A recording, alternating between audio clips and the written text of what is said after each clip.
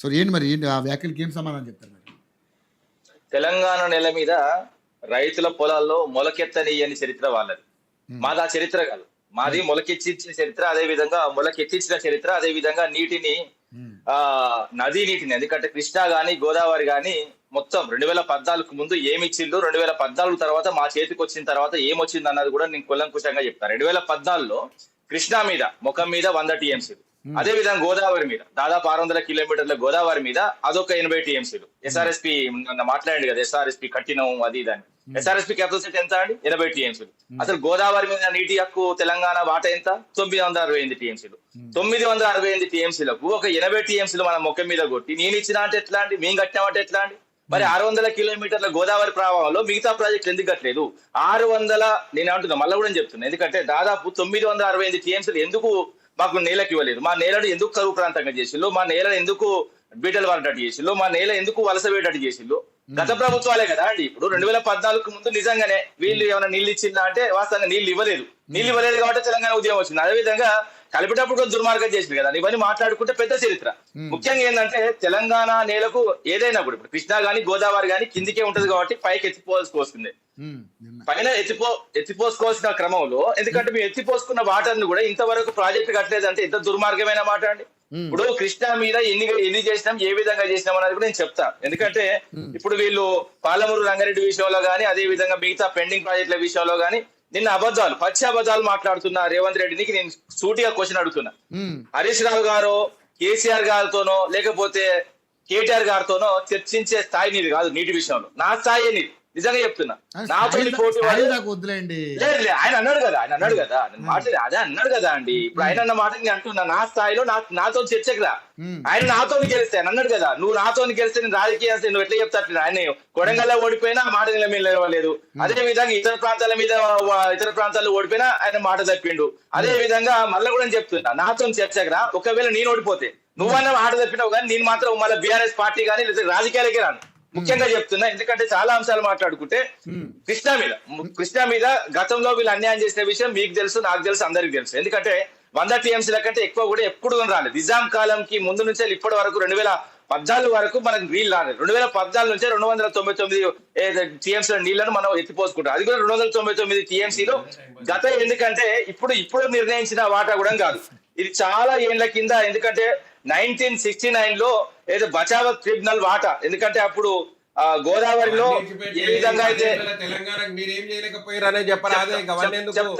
చెప్తా అది కూడా అవన్నీ ఇవాళ ఎందుకు? మాట్లాడేటప్పుడు అవన్నీ ఎవరు అడిగారు? ఇప్పుడు ఏమడుగుతున్నారు? అవన్నీ తెలుసు అందరికీ. బ్రదర్ నువ్వు మాట్లాడేటప్పుడు నేను మాట్లాడలేదు. మధ్యలో వచ్చి కాదు, అవన్నీ అందరికీ మధ్యలో తెలుసు. నాకు ఇజ్జత్ ఇదే. తీసుకోకు, మధ్యలో నాకు ఇజ్జత్ తీసుకోకు. మళ్ళీ కూడా ఇద్దరు చెప్తా, చెప్తారా? ఏం చేస్తానో చెప్తా. మీ నేను చెప్తా. గురించి తప్పులు చెప్తారా? భయం అవుతుందా మీకు? Right please. ఇక నువ్వు మున్నూరు రవిని మాట్లాడవా? నేను మాట్లాడేది లేదు మాట్లాడకనరా మన ఏం కాదు, ఏ సందర్భాన్ని బట్టి మాట్లాడాలి. ప్రతి దానికి నువ్వు మొత్తం చరిత్ర మొత్తం నిజాం ప్రభుత్వం నుండి చెప్తా అంటే అది నువ్వు ఎందుకు వేయలేకపోయినావు అది చెప్పరా? అది పాలమూరుకి ఎందుకు కంప్లీట్ చేయలేకపోయినావు అది చెప్పు. నువ్వు కాళేశ్వరానికి 1000 కోట్లు తీసుకుపోయినప్పుడు 1,00,000 కోట్లు తీసుకుపోయినప్పుడు మన తెలంగాణ పాలమూరు కూడా ఉంది కదా, పాలమూరు బాధ్యత కూడా ఉంది కదా, నువ్వు ఎందుకు చేయలేకపోయినావు అనేది చెప్పాలి. దాని సమాధానం చెప్పకుండా 2014 ముందు 55 ఏళ్ళు పరిపాలన దుర్మార్గులు మాట్లాడమని నేను ఎందుకు కట్టలేదు అడుగుతున్నా. మేమేం కట్టాము నేను చెప్తా. 2023 నుంచి ఇప్పుడు 26 వరకు ఉన్నారు, ఎందుకు కట్టలేదు? చట్టం మట్టి కూడా ఎత్తిపోయలేదు. దుర్మార్గులు మళ్ళీ మాట్లాడితే ఎట్లా అండి? దుర్మార్గమైన పాలన. మళ్ళీ కూడా చెప్తున్నా, మేము ఏం చేసినాం చెప్తా. మళ్ళీ కూడా చెప్తా, 90% పూర్తి చేసినాం. ఎందుకంటే పాలమూరు రంగారెడ్డి ప్రాజెక్టు విషయం చెప్తా. పాలమూరు రంగారెడ్డికి సంబంధించి నిజంగా చెప్తున్నా, ఎందుకంటే 30 టీఎంసీలు ఏదైతే ఇప్పుడు ఒక 2 కిలోమీటర్లు తవ్వుతే వస్తాయి. మళ్ళీ కూడా చెప్తా, 2 కిలోమీటర్లు ప్యాకేజ్ 3లో తవ్వుతే 30 టీఎంసీలు ఆగుతాయి. అదే విధంగా రిజర్వాయర్లు, పంప్ హౌస్లు, అదే విధంగా టన్నెల్స్ ప్రజెంట్ 4 టీఎంసీ కూడా నింపినాం. ఆల్రెడీ మోటార్లు కూడా ఆన్ చేసినాం. అదే విధంగా మీరు వాస్తవంగా తెలంగాణ నీళ్ళకి చేసిన అన్యాయం అంతా ఇంత కాదు. ఎందుకంటే ఆ అన్యాయాన్ని పాలమూరు బిడ్డలు, అదే విధంగా దక్షిణ తెలంగాణ బాధపడొద్దని దిండి లిఫ్ట్ ఇరిగేషన్ విద్యాసాగర్ రావు నీటి విషయాన్ని గురించి ఎంత చెప్పినా తక్కువే. ఆయన పేరు మీద 6,500 కోట్లతో 3,50,000 ఎకరాలకు నీళ్లు అందించి దిండి లిఫ్ట్ ఇరిగేషన్ ప్రాజెక్టు మొదలు పెట్టాం. అదే విధంగా కోయిల్ సాగర్ 2014 ముందు 0 ఎకరాలు, మా చేతికి వచ్చిన తర్వాత 2014 ముందు 0 ఎకరాలు, మళ్ళా మా చేతికి వచ్చిన తర్వాత 38,250 ఎకరాలు రికార్డ్ రాసుకోండి. అదే విధంగా కల్వకుర్తి లిఫ్ట్ ఇరిగేషన్ ప్రాజెక్టు గురించి బాగండి చెప్పనివ్వండి. Kalwakurthy lift irrigation project 84 start అయింది. 30 ఏళ్ళు కూడా దాన్ని మూలకు పెట్టిండ్రు. దాని తర్వాత మేము వచ్చిన తర్వాత కంప్లీట్ చేసినాం. అంతకు ముందు 2014 ముందు 13,000 ఎకరాలు మాత్రమే. ఎస్, మేము వచ్చిన తర్వాత 3,07,000 ఎకరాల నీళ్ళు అందుతుంది. అదే విధంగా నెట్టెంపాడు లిఫ్ట్ ఇరిగేషన్ 2014 ముందు 2,000 ఎకరాలే. ఎస్, ఇప్పుడు మేము వచ్చిన తర్వాత 1,42,000 ఎకరాలకు అవసరమే క్రాస్ చెక్ చేసుకోండి. అదే విధంగా భీమా లిఫ్ట్ ఇరిగేషన్ వీళ్ళు 2014 ముందు 12,000 ఎకరాలే. మేము వచ్చిన తర్వాత 1,58,000 ఎకరాలు. అదే విధంగా తుమ్మిల ద్వారా 55,000 ఎకరాలు. అదే విధంగా కోదండ రామసాగర్ ఇతర చిన్న ప్రాజెక్టులు. అదే విధంగా మొత్తం ఎందుకంటే దక్షిణ తెలంగాణలో ఎందుకంటే వీళ్ళు అంటున్నారు 10 లక్షల ఎకరాలకు మీరు నీళ్ళు అందించినాం అని రికార్డ్ చేసుకోండి. అదే విధంగా ఉత్తర తెలంగాణ దక్షిణ తెలంగాణ మొత్తం కలిపి 9 లక్షల ఎకరాలకు నీళ్ళు అందించింది గత ప్రభుత్వాన్ని. పార్లమెంటే నిజాలు చెప్పింది. పార్లమెంట్ కంటే తోపులు ఇక్కడ ఇవ్వలేరు. ఇన్ని మాటలు చెప్పుకుంటా ఈ విధంగా మాట్లాడుకుని నేను మాట్లాడతాడు. లిక్కర్ కు సోడాకు కేసీఆర్ కు ముడి పెడతాడు. అసలు నేను చెప్తున్నా ఏమన్నా నువ్వేమన్నా బార్బాయివా? నేను మళ్ళీ అడుగుతున్నా.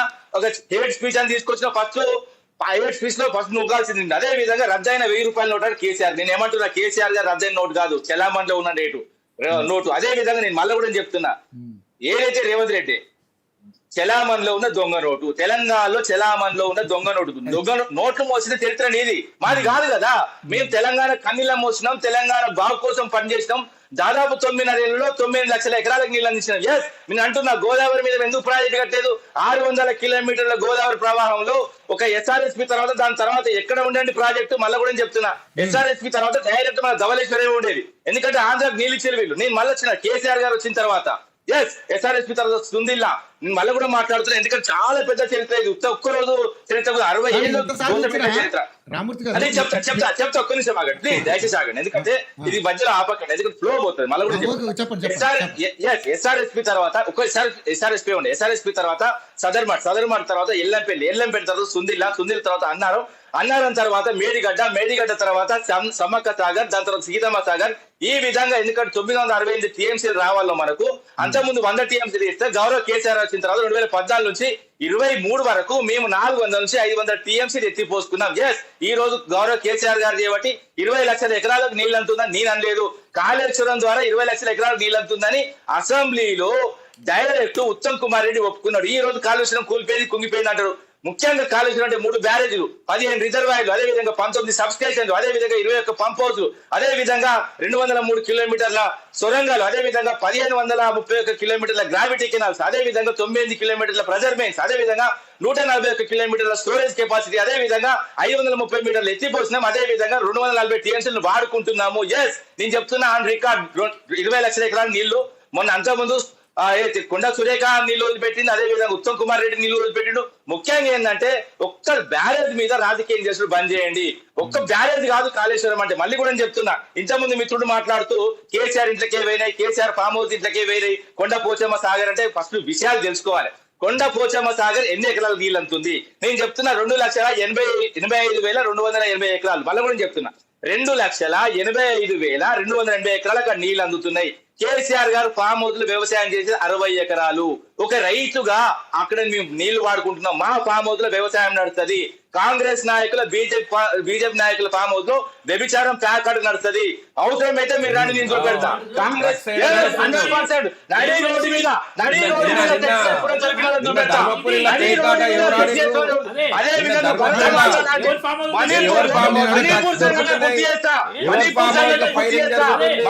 నేను చెప్తున్నా ఎవరు అదే నేను చెప్తున్నా భయ్, మీరు విమర్శిస్తారు.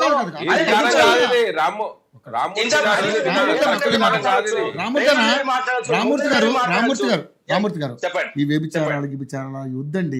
ఎందుకు కాంట్రవర్షియల్ మాటలు? మీ దగ్గర ఆధారాలు ఉంటే మీరు ఆధారాల ప్రకారంగా ఫోటోస్ తో సహా వీడియోలు చూపించండి. ఎందుకంటే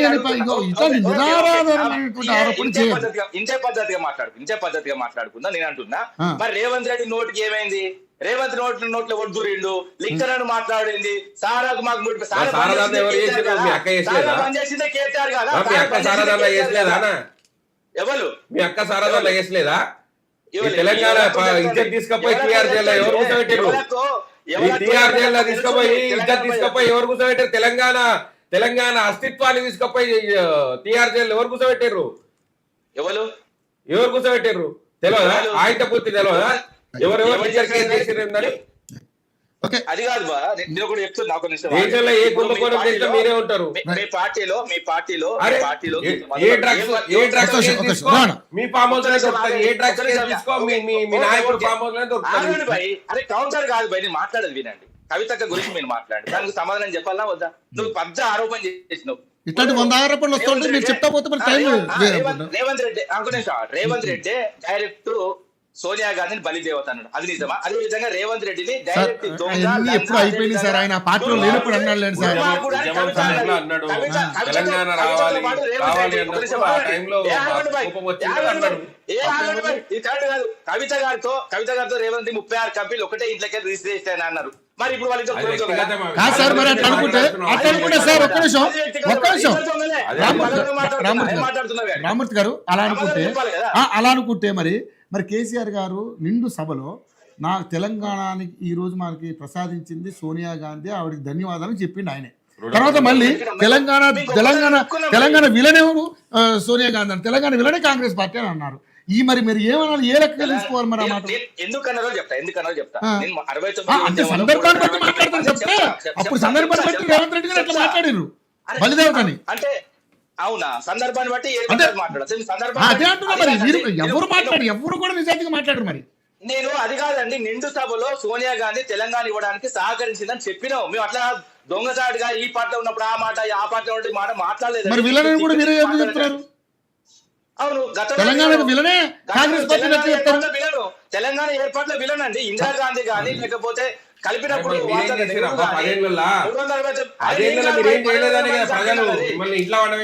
సరే రామూర్తి గారు, ఈ 10 ఏళ్లలో మీరు 3 రాష్ట్రాల్లో మీరు మేమందరం దేశంలో వండబెట్టారు. మీరు దేశంలో కూడా వెళ్ళి ఇంకో పక్క రాష్ట్రాల్లో ఎన్ని సీట్లు వచ్చింది మీకు? పక్క రాష్ట్రాల్లో ఎంపీ సీట్లు ఎన్ని వచ్చినాయి? ఆంధ్రప్రదేశ్ లో 0, హిమాచల్ ప్రదేశ్ లో 0, హిమాచల్ ప్రదేశ్ లో 0, ఢిల్లీలో 0, మిమ్మల్ని పక్కన పెట్టిలా 13 రాష్ట్రాల్లో 0 వచ్చినాయి మీకు. మేము 3 రాష్ట్రాల్లో మొత్తం పోకుండా లేకుండా పోతాను. మరి రైట్ రామూర్తి గారు నేను అనేది ఏంటంటే, సరే మీరు అడిగినవి కూడా అందులో నిజాలు ఏంటనేది విశ్లేషకులు ఉన్నారు. ఇంకోటి అదే ఓకే, ఇంకోటి ఇప్పుడు మీతో కాంగ్రెస్ ఎక్కడ ఉంటే అక్కడ అవినీతి ఉంటదని రేవంత్ రెడ్డి అన్నాడు. అదే విధంగా A for others B for both. నేనేమన్నాను చెప్తున్నా, Z for zero reduction scam అనేది మొత్తం ఏ టు జెడ్ స్కామ్లు ఉండే వాళ్ళే.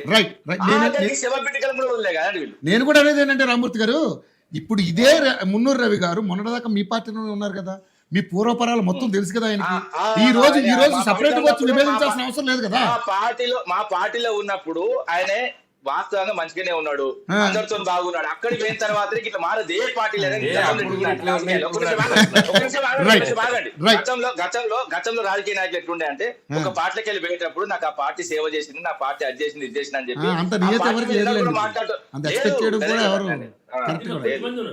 కొద్దిమంది ఎవరో. రైట్ రామూర్తి గారు ఓకేనా? మళ్ళీ మీ దగ్గరికి వస్తా. మన రామరెడ్డి గారిని అడిగి తీసుకుని మాట్లాడేది వస్తా. రామరెడ్డి గారు, సరే వీళ్ళు అంటే అది ప్రధాన ప్రతిపక్షం, ఇది అధికార పార్టీ. సరే ఇక బీఆర్ఎస్ పార్టీ వాళ్ళు ఈ 10 ఏళ్లలో ఏం చేశారు ఏంటంటే, మనం